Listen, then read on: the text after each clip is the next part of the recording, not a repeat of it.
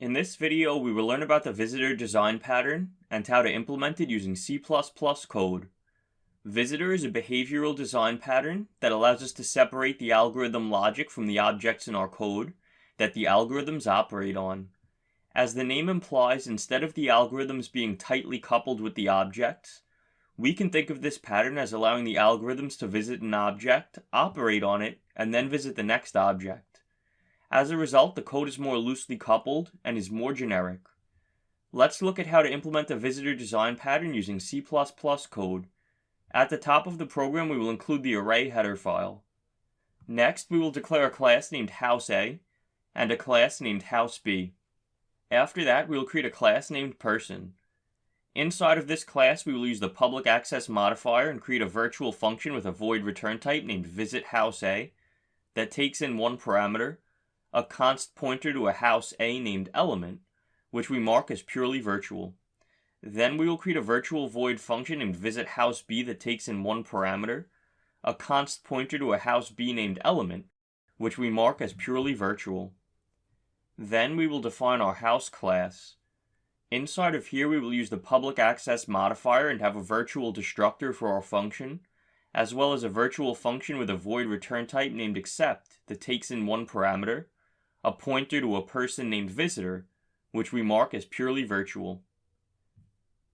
Next, let's create a class named house A that extends the house class with public accessibility. Inside of this class, we will use the public access modifier. We will override the accept function, and inside of here we will call the visitor's visitHouseA function with this passed in. Then we will create a function with a return type of string named method of house A, inside of which we will return the string house A. After that, we will create a class named house B that extends the house class. Inside of here, we will use the public access modifier and override the accept function. Inside of this function, we will call the visitor's visitHouseB function and pass in this. Then we will create a function that returns a string named method of house B, inside of which we will return the string house B. After that, we will create a class named person1 that extends the person class. Inside of this class, we will use the public access modifier. Let's override the base class's visitHouseA function, and inside of here we will output the string person1 visited, then a call to the element's method of house_a function, and then a new line to the console.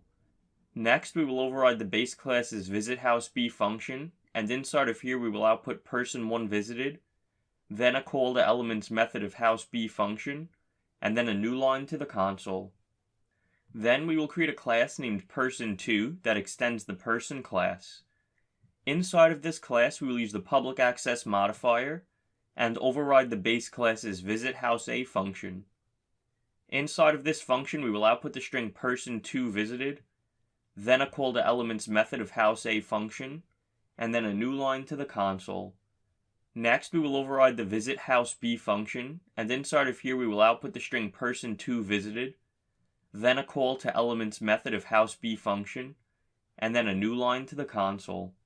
Then we will create a function with a void return type named client code, which takes in two parameters, an array of pointers to houses with a size of 2 named components, and a pointer to a person named visitor. Inside of this function, we will use a for loop and iterate over each pointer to a house comp and components. Inside of this for loop, we will make a call to comp's accept function and pass in visitor. Time to test our code. Let's go inside of C++'s main function. We will create an array of house pointers with a size of 2 named components, which we set to an array with a new house A and a new house B. Next, we will create a pointer to a person1 named visitor, which we set to a new person1. After that, we will make a call to the client code function and pass in components as the first argument, and visitor1 as the second argument. Then we will output a new line to the console. After that, we will create a pointer to a person2 named visitor2 that we set equal to a new person2. Then we will make a call to the client code function and pass in components as the first argument, and visitor2 as the second argument. Next, we will use a for loop to iterate over each pointer to a house named comp and components and delete it. After that, we will delete visitor1 and visitor2 respectively. When we run the code, Notice that person 1 visited house A and then house B, and then person 2 visited house A and house B, thanks to the visitor design pattern that we implemented.